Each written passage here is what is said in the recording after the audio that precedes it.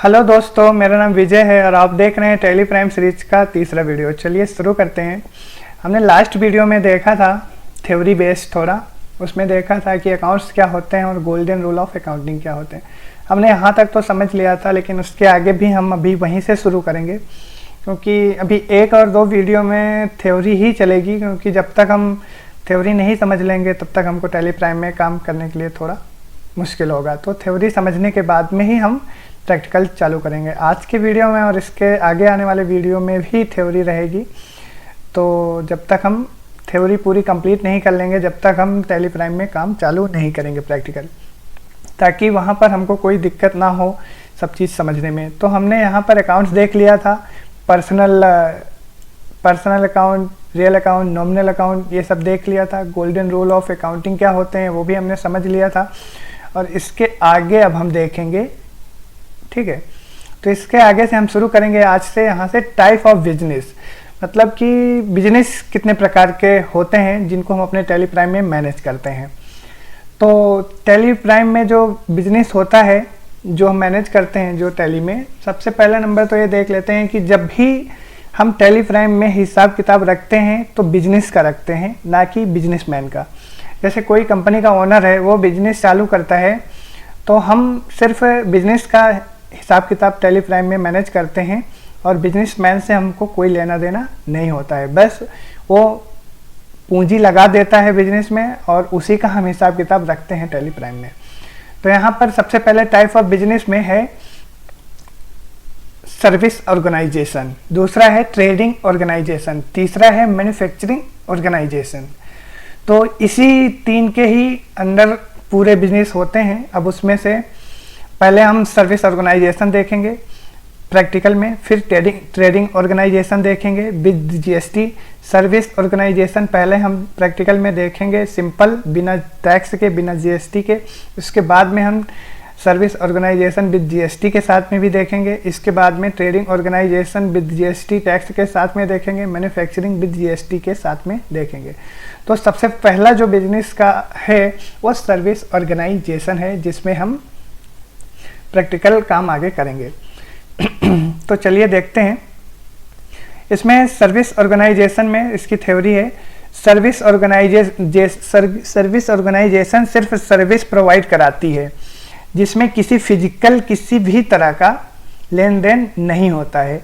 जैसे कि टीचर्स हो गए, डॉक्टर हो गए, इंजीनियर हो गए, एडवोकेट हो गए, ये सब हमको क्या देते हैं, सर्विस।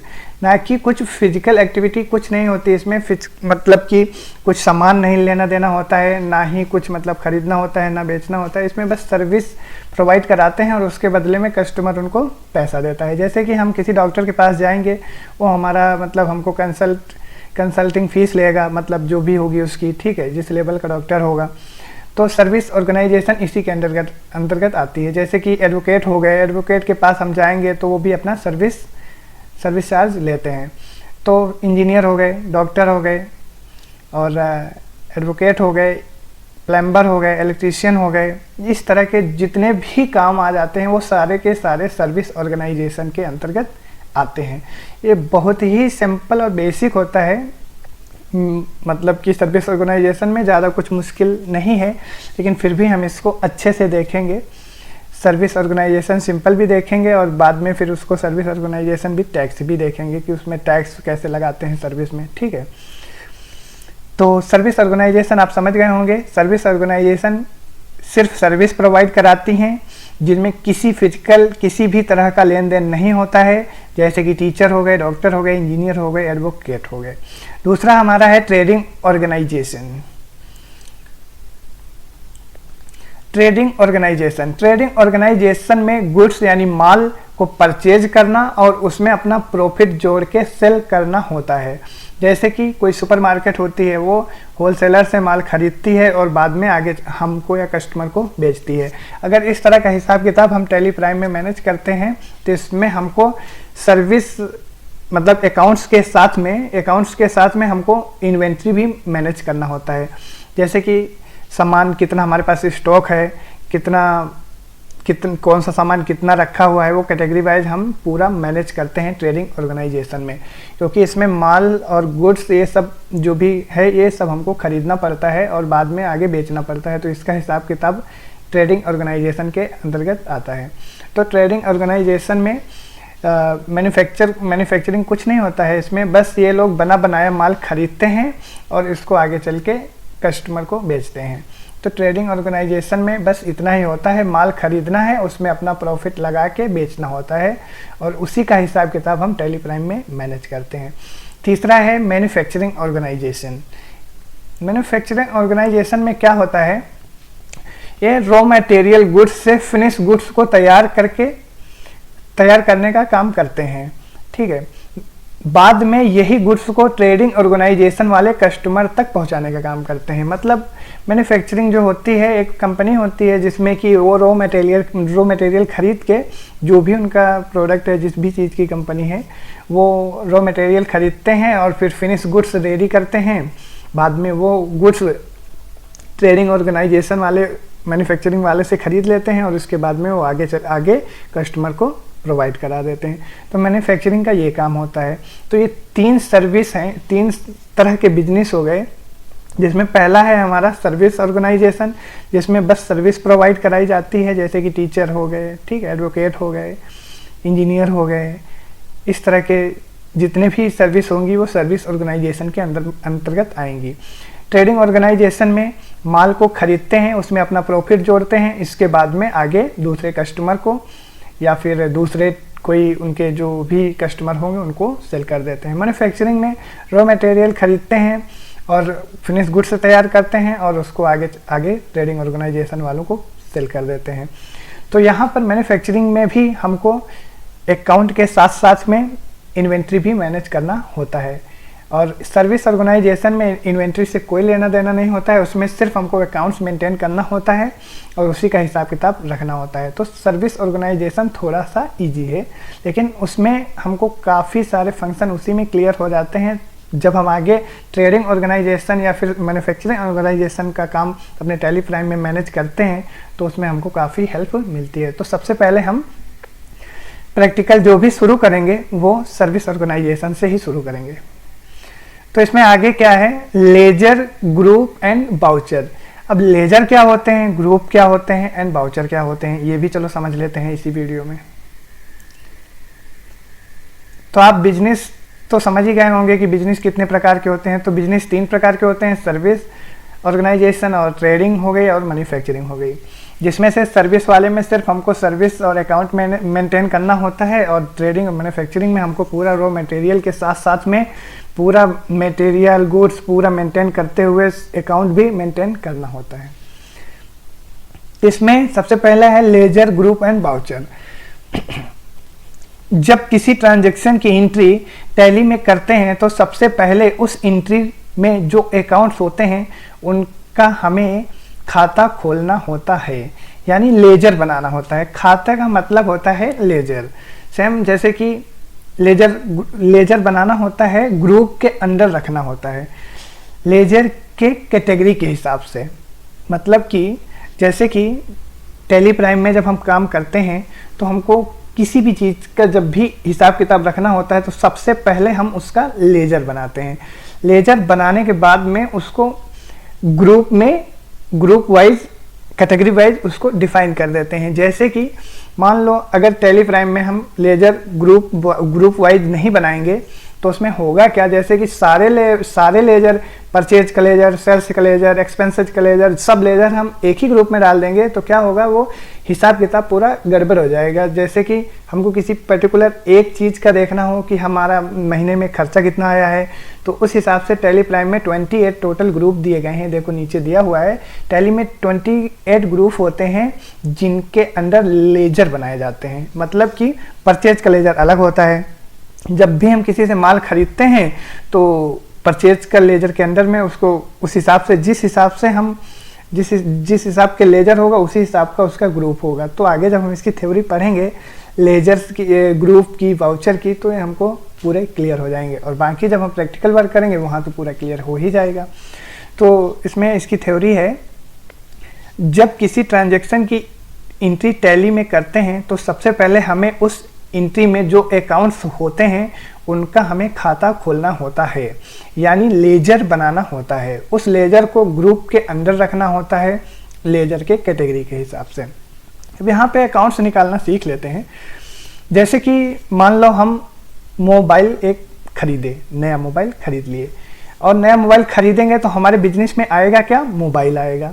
दूसरा, हमारे बिजनेस से जाएगा क्या? पैसा जाएगा। तो यहाँ पर मोबाइल किससे खरीदे वो इम्पोर्टेंट नहीं है, बस हमारे बिजनेस में क्या आया और क्या गया इसका हमको हिसाब किताब रखना है। तो हमारे बिजनेस में आया मोबाइल, तो पहला अकाउंट हमारा निकल के आ जाएगा मोबाइल का, ठीक है। दूसरा, हमारे बिजनेस से जाएगा क्या? वो हमारा पैसा जाएगा, तो दूसरा अकाउंट निकल के आ जाएगा पैसा। ना कि हम माल किससे खरीदे किससे नहीं खरीदे उसका हम हिसाब इसमें नहीं रखते हैं। रखते भी हैं, जब हम उधार खरीदते हैं तो हम उसके नाम का भी लेजर बनाते हैं जिससे हम माल उधार खरीदते हैं। लेकिन अकाउंट्स जैसे अगर निकालना है इस तरह से, तो इसमें जैसे कि अगर हमने नगद मोबाइल खरीदा तो उसमें हमारे बिजनेस में मोबाइल आया और पैसा गया। हम किससे मोबाइल खरीदे, कौन है, कहाँ से खरीदे, उससे हमसे कोई लेना देना नहीं है। अगर जब हम उधार कोई पर्टिकुलर कोई शॉप है जिससे हम उधार माल खरीदते हैं तो फिर हम उस दुकान का या दुकानदार जो दुकान का ओनर है उसका अकाउंट सीधा अपने टैली में खोल लेते हैं, और जब भी लेन देन होता है उसी के अंतर्गत उसको रखते हैं। तो इसमें हम सबसे पहले ग्रुप समझ लेते हैं। टैली में 28 ग्रुप होते हैं जिनके अंदर लेजर बनाए जाते हैं। तो इसमें से कुछ प्राइमरी ग्रुप होते हैं और कुछ होते हैं सेकेंडरी ग्रुप। सेकेंडरी ग्रुप होते हैं, प्राइमरी होते हैं 15 और सेकेंडरी होते हैं 13, ठीक है। 15 होते हैं अपने प्राइमरी ग्रुप और 13 होते हैं सेकेंडरी ग्रुप। सेकेंडरी ग्रुप जो होते हैं इसी प्राइमरी जो 15 हैं प्राइमरी ग्रुप, इसी के ही सेकेंडरी ग्रुप हैं। तो इसमें से पहला हमारा है कैपिटल अकाउंट। इनकी थ्योरी नीचे है, वो हम देखेंगे, पहले बस इनको समझ लेते हैं कि ये कितने और कौन कौन से हैं। दूसरा हमारा है लोन लायबिलिटीज। तीसरा हमारा है करंट एसेट्स। चौथा हमारा है फिक्स एसेट। पांचवा है हमारा इन्वेस्टमेंट। छठा हमारा है करंट एसेट्स। 7 नंबर हमारा है मिसक्लाइनियस एक्सपेंसेस एसेट्स। थोड़ा पढ़ने में अगर दिक्कत हो रही तो आप भी समझ लेना। Suspense account. 9 नंबर हमारा है ब्रांच डिवीजन। सेल्स 10वां नंबर हमारा है सेल्स अकाउंट। 11 नंबर हमारा है परचेज अकाउंट, ठीक है। 12 नंबर है हमारा डायरेक्ट इनकम। 13 नंबर है हमारा डायरेक्ट एक्सपेंसेज। 14 नंबर है हमारा इनडायरेक्ट इनकम। 15 नंबर है इनडायरेक्ट एक्सपेंसेज। ये हो गए हमारे प्राइमरी ग्रुप जो कि 15 है। अब इन्हीं के सेकेंडरी ग्रुप हैं, वो भी नीचे दिए हुए हैं, उनको भी हम देख लेते हैं, ठीक है। सेकेंडरी ग्रुप ये हो गए, ठीक है, सेकेंडरी ग्रुप, ठीक है। जिसमें से नंबर 1 है रिजर्व एंड सरप्लस। ये हमारा किसका सेकेंडरी ग्रुप है? तो ये कैपिटल अकाउंट का है। दूसरा है बैंक ओवरड्राफ्ट जो कि लोन लायबिलिटीज का सेकेंडरी ग्रुप है। तीसरा है सिक्योर्ड लोन, वो है लोन लायबिलिटीज का, ये भी है, ठीक है। चौथा है अनसिक्योर्ड लोन जो कि लोन लायबिलिटीज का है। फिर हमारा 5वां है ड्यूटी एंड टैक्सेस, तो ये हमारा करंट लायबिलिटीज का है। फिर हमारा 6ठा है प्रोविज़न जो कि करंट लायबिलिटीज का है। 7वां हमारा है सैंडी क्रेडिटर्स जो कि करंट लायबिलिटीज का है। नंबर हमारा 8वां है करंट असेट्स जो कि करंट असेट्स का ही सेकेंडरी ग्रुप है। बाद में डिपॉजिट असेट्स, वो भी हमारा करंट असेट्स का सेकेंडरी ग्रुप है। लोन एंड एडवांस असेट्स 10वां नंबर है हमारा, लोन एंड एडवांस असेट्स जो कि करंट असेट्स का ही सेकेंडरी ग्रुप है। 11वां नंबर है हमारा कैश इन हैंड जो कि करंट असेट्स का ही सेकेंडरी ग्रुप है। और बाद में स्टॉक इन हैंड जो कि करंट असेट्स का ही सेकेंडरी ग्रुप है। और हमारा 13 और लास्ट है बैंक अकाउंट जो कि करंट असेट्स का सेकेंडरी ग्रुप है। तो टोटल ये 28 ग्रुप हो गए जिनके अंडर में हम जो टैली प्राइम में खाते खोलते हैं या लेजर बनाते हैं तो इन्हीं 28 ग्रुप के अंदर में उनको रखते हैं। जब इनकी टैली ऑटोमेटिक रिपोर्ट बनाती है तो इसी ग्रुप वाइज वो कैलकुलेट करके हिसाब किताब करके टैली ऑटोमेटिक रिपोर्ट हमारी तैयार कर देती है। तो ये 28 ग्रुप होते हैं जो कि टैली प्राइम में हम इनको देख सकते हैं। चलिए हम आपको टैली प्राइम में दिखा देते हैं कहाँ है। Go to Gateway of Tally, chart of account और ग्रुप्स में। तो चलिए इनको हम देख लेते हैं टैली प्राइम में सीधा। तो यहाँ हम आ गए टैली प्राइम में और ये गेटवे ऑफ टैली जो ऊपर है इसी में हमारा चार्ट ऑफ अकाउंट मिल जाएगा मास्टर सेक्शन में। तो हम इसमें क्लिक कर देंगे, ठीक है। चार्ट ऑफ अकाउंट में जाने के बाद में यहाँ पर हमको दिख जाएंगे अकाउंटिंग मास्टर में ग्रुप, ठीक है। ग्रुप दिख जाएंगे, उसी में हम क्लिक कर देंगे। ये हमारे यहाँ पर पूरे जितने ग्रुप वहाँ पर दिए हुए हैं उनको यहाँ पर दिखाया गया है। तो ये है ब्रांच डिवीजन, कैपिटल में ही आपका देखो रिजर्व एंड सरप्लस दिया हुआ है, मतलब कैपिटल का ही ये सेकेंडरी ग्रुप है। करंट असेट्स, इसके जो ग्रुप हैं bank account, cash in hand, deposit assets, loan and advance assets, stock in hand, Sandy debtors, ये अपने करंट असेट्स के ही ये 6 जितने हैं सेकेंडरी ग्रुप हैं। और इसका प्राइमरी ग्रुप क्या है, ये करंट असेट्स है। जो अपना फिर ये है करंट लायबिलिटीज, जो करंट लायबिलिटीज है इसके 3 सेकेंडरी ग्रुप हैं जिसमें से duty and tax, provision and Sandy creditors हैं। बाद में ये डायरेक्ट एक्सपेंसेस, ये अपना प्राइमरी ग्रुप है। डायरेक्ट इनकम ये प्राइमरी है। फिक्स असेट प्राइमरी है। इनडायरेक्ट एक्सपेंसेस प्राइमरी ग्रुप है। Indirect income primary, investment primary, loans liabilities ये भी प्राइमरी है। और इसके जो सेकेंडरी ग्रुप हैं ये है bank OD account, secured loan, unsecured loan, ये यहाँ पर 3 इसके सेकेंडरी ग्रुप दिए हुए हैं। मिसक्लाइनियस एक्सपेंसेस जो असेट्स है, purchase account, sales account, suspense account, ये पूरे चारों प्राइमरी ग्रुप हैं। तो यहाँ पर टोटल 28 ग्रुप बताए गए हैं। टैली प्राइम में सबसे ज़्यादा जो यूज होने वाली की होगी, अगर आप लैपटॉप या डेस्कटॉप चला रहे होंगे तो सबसे ऊपर में लेफ्ट हैंड में सबसे ऊपर वाली जो की है ESC, वो हमारी स्किप बटन जो है उससे हम पीछे और कहीं भी रहें उसको दबाते हुए पीछे आ जाएंगे। देखो हम पीछे आ गए, ठीक है। तो यहाँ पर ग्रुप कहाँ है, चार्ट ऑफ अकाउंट में जाइए और ग्रुप में जाइए और यहाँ पर आपको जो वहाँ ग्रुप आपको थ्योरी में बताए गए हैं ये सारे यहाँ पर दिए गए हैं, ठीक है। इन्हीं के अंतर्गत हम लेजर को रखते हैं। जैसे कि मान लो बैंक अकाउंट हमने खोला तो यहाँ पर ये बैंक अकाउंट है ग्रुप, बैंक अकाउंट जो भी हम खोलेंगे बैंक अकाउंट के अंतर्गत रखेंगे, ठीक है। अगर जो हमारा पैसा रुपए है वो कैश इन हैंड के अंतर्गत रहेगा। डिपॉजिट मतलब कि जब हम कुछ सिक्योरिटी वगैरह देते हैं किसी चीज़ की तो हम डिपॉजिट के अंतर्गत रखते हैं, ठीक है। लोन एंड एडवांस, जब हम किसी को एडवांस में देते हैं, जैसे मान लो हमारा कोई कस्टमर है, कोई हमारा एम्प्लॉय है, उसको सैलरी देना है तो हम इसको एडवांस में सैलरी देना है तो यहाँ पर हम लोन एंड एडवांस के अंतर्गत रखते हैं, ठीक है। इस तरह इसके पूरे ग्रुप की थ्योरी भी वहाँ पर बताई गई है। तो वो हम थ्योरी देखेंगे तो ये हमको इनका ग्रुप का क्या काम है और कब कौन सा ग्रुप यूज किया जाना चाहिए वो थ्योरी के हिसाब से हम समझ लेंगे। तो यहाँ पर से हम चलो पीछे चलते हैं और चलते हैं अपने नोट्स पर। तो हमने देख लिया कि 28 ग्रुप हैं जो टोटल, वो कहाँ पर हैं और इनका यूज क्या करना है। जब हम लेजर बनाते हैं तो वहाँ हम इन ग्रुपों के ही अंदर में लेजर को रखते हैं। कैपिटल, लोन, ठीक है, करंट असेट, फिक्स असेट, ये हमारे पूरे 15 प्राइमरी और 13 अपने सेकेंडरी इन्हीं के ग्रुप हैं। तो आप ये स्क्रीनशॉट भी ले सकते हैं और टैली प्राइम में आप जाके वो ग्रुप वहाँ से नोट भी कर सकते हैं और इनको याद कर लेंगे तो ज़्यादा अच्छा रहेगा। क्योंकि जब हम टैली में काम करेंगे तो इन ग्रुपों का बहुत यूज होने वाला है। जब भी हम कोई लेजर बनाएंगे तो सबसे पहले हमको ग्रुप उसका सेलेक्ट करना होता है, ठीक है। तो यहाँ पर हमने ग्रुप की थ्योरी दी हुई है।